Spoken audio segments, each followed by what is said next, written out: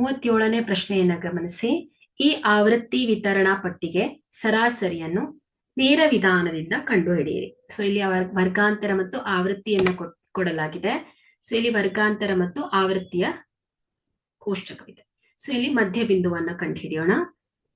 So ಇಲ್ಲಿ ವರ್ಗಾಂತರದಲ್ಲಿ 5 ಮತ್ತು 15, so ಇವುಗಳ ಮಧ್ಯ ಬಿಂದು ಕೆಳಮಿತಿ ಪ್ಲಸ್ ಮೇಲ್ಮಿತಿ ಡಿವೈಡೆಡ್ ಬೈ 2 10 ಬರುತ್ತೆ.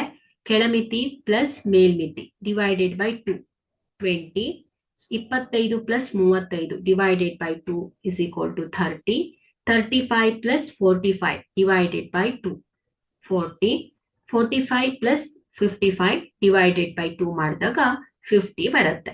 ಸೊ ಈಗ FI/XI ಆವೃತ್ತಿ ಮತ್ತು ಮಧ್ಯ ಬಿಂದುಗಳ ಗುಣಲಬ್ಧ. 10 1 10, 23 60, 5 150, 44 160, 52 100.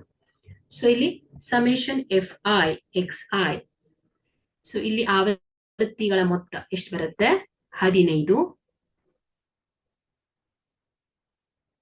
ಸೊ ಇಲ್ಲಿ ಸಮೇಶನ್ FI/XI ಎಷ್ಟು ಬರ್ತಾ ಇದೆ? 480.